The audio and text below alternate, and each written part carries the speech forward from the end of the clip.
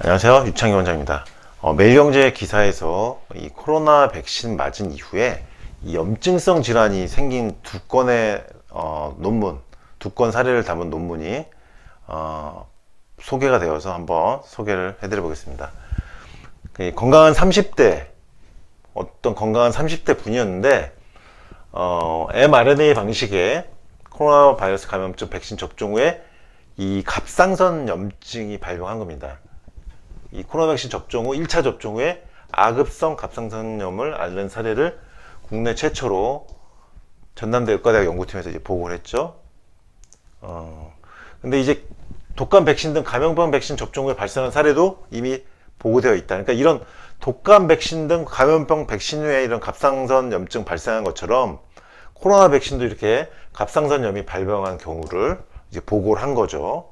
그래서 증상은 1차 접종 후 5일째부터 심한 피로감, 전신 위압감, 쇠약감, 발열 등 이런 갑상선염에 의한 증상들이 나타나서 대증 치료를 받기 시작해서 이분은 증상이 이제 좀 가라앉는 거죠. 그래서 이 내용의 그러니까 그 기조는 뭐냐면요, 이런 게 발생하지만은 코로나 백신을 그래도 맞아야 된다는 내용이죠. 대증 치료해서 이제 가라앉았던 경우고요. 지금 이제 두 번째 경우는 동국대 일산병원 내과 연구팀에서 발표하는 건강한 36세 여성이 화이자 백신 1차 접종 후 열흘이 지난 시점에 고열 인후통으로 병원을 가서 성인형 스틸병으로 진단을 받은 경우입니다. 이분은 굉장히 당혹스러웠을 거예요.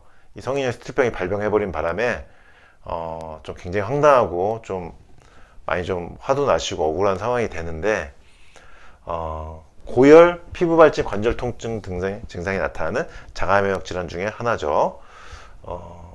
이분 같은 경우도 보면은 체온은 거의 39도 가까이 고열이 나오면서 인후 염증과 손과 발목 등의 관절 통증, 전형적인 스틸병 증상이죠. 그리고 산소호흡기를 대야하는, 산소호흡기에 보조해야 되는 호흡곤란 상황까지 발생했으니까 굉장히 고생을 많이 하셨을 것 같습니다. 그러니까 이분은 지금 날벼락이 떨어진 거죠. 갑자기 마른 하늘에 날벼락이 떨어진 건데, 스틸병이 이제 발병하게 된 겁니다. 코로나 접종 후에 비장비대증, CT상으로 비장비대가 나타났죠. 이거 역시 스틸병의 주요 증상 중 하나고요. 그리고 가벼운 수준의 대동맥 림프샘 확대가 관찰됐고 정밀검사에서 백혈구 증가도 확인되었다. 다 스틸병에서 나타나는, 성일병 스틸병에서 나타난 증상들입니다.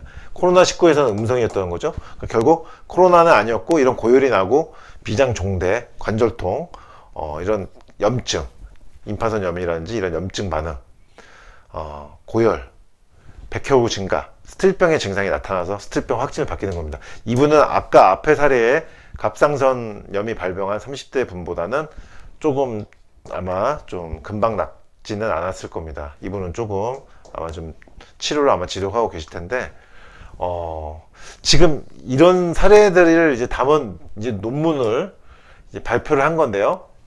대한의학회에 이제 잇따라서 보고가 된 건데, 기조는 뭐냐면요, 이런 경우가 있지만은 그래도 코로나 백신을 접종을 해야 된다는 게 이 기조예요. 그러니까 이런 아주 경우들이 있지만은 드물기 때문에 코로나 백신을 안 할 수는 없다. 그런 이제 기조의 내용들인데요. 갑상선염 정도는 괜찮지만은 이렇게 성인형 스틸병 정도가 발병한 경우는 이 당사자 환자분으로서는, 여성분으로서는 이 36세 여성분은 굉장히 지금 황당하실 겁니다. 참 이게 코로나 시국에, 코로나 상황에서 발생하는 전에 없던 참 여러 가지 복잡한 일들이 벌어지고 있습니다. 코로나 백신을 그렇다고 안 맞을 수도 없어서 이분들 맞으셨을 텐데 참 안타까운 경우입니다. 앞으로 이 코로나 백신에 대한 이 이상 반응에 대한 어떤 체계적인 어떤 데이터 수집과 정리가 필요할 겁니다. 지금 최근 1, 2년 동안은 코로나 백신 접종하면서 지금 처음으로 이런 상황이 발생되고 있고, 이런 상황들이 발생되는 것을 데이터를 쌓고 있는 과정이기 때문에 앞으로는 이에 대한 코로나 백신 접종 대상자에 대한 어떤 세부적인 어떤 조율이 필요하지 않을까 생각을 해봅니다. 이상 건강유정 유창기 원장이었습니다.